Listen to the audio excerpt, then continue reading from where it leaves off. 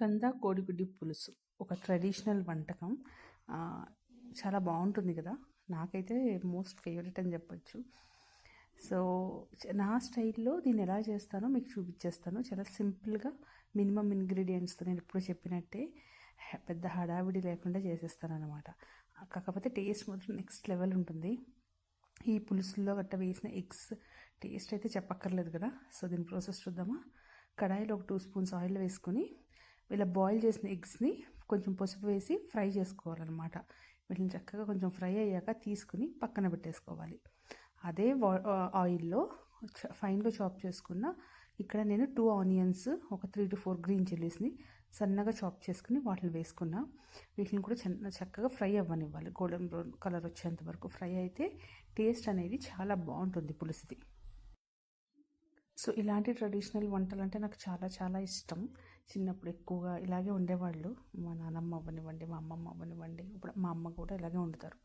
So దీంట్లో 1 spoon ginger garlic paste వేసుకుని అది పచ్చివాసన పోయేంత వరకు ఫ్రై అవ్వనివ్వాలి. సో చూసారు కదా, ఆనియన్స్ చక్కగా కలర్ అయితే మారుతున్నాయి.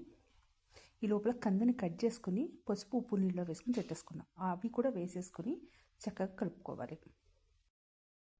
ఈ కంద ముక్కల్ని కూడా ఆయిల్లో 1 నిమిషం పాటు అలా ఫ్రై అవ్వనిస్తే టేస్ట్ బాగుంటుందన్నమాట.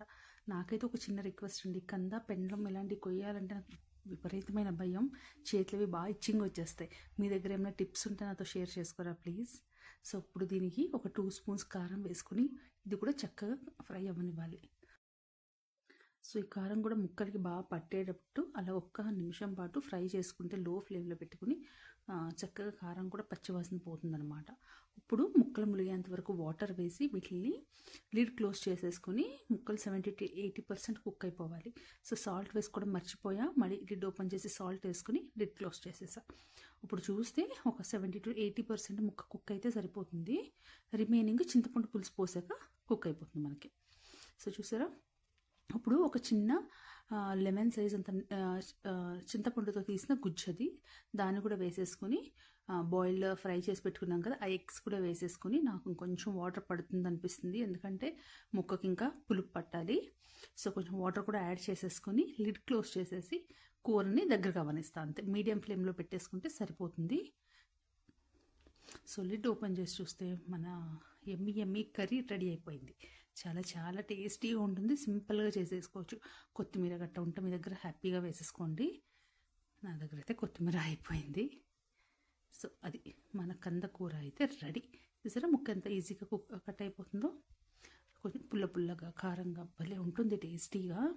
సో నా ఆల్ టైమ్ ఫేవరెట్ అని చెప్పొచ్చు. మీకు కూడా ఈ రెసిపీ నచ్చితే మీరు కూడా ఒకసారి ట్రై చేసి చూడండి. తప్పకుండా మీకు కూడా నచ్చుతుంది. అలాగే వీడియో నచ్చితే వీడియోని లైక్ చేయడం, ఛానల్ని సబ్స్క్రైబ్ చేయడం అస్సలు మర్చిపోకండి. ఇలాంటి ట్రెడిషనల్ వంటకాలు నా దగ్గర చాలా ఉన్నాయి. వాటిని అన్నిటితో మీ ముందుకి త్వరలోనే రాబోతున్నాను. సో చూసారా ఆ థిక్నెస్. నాకైతే పులుసు ఇలా ఉంటే కన్సిస్టెన్సీ చాలు. మీకు కొంచెం పలుచగా ఉండాలంటే కొంచెం త్వరగా కట్టేసుకోండి. Thank you so much for watching.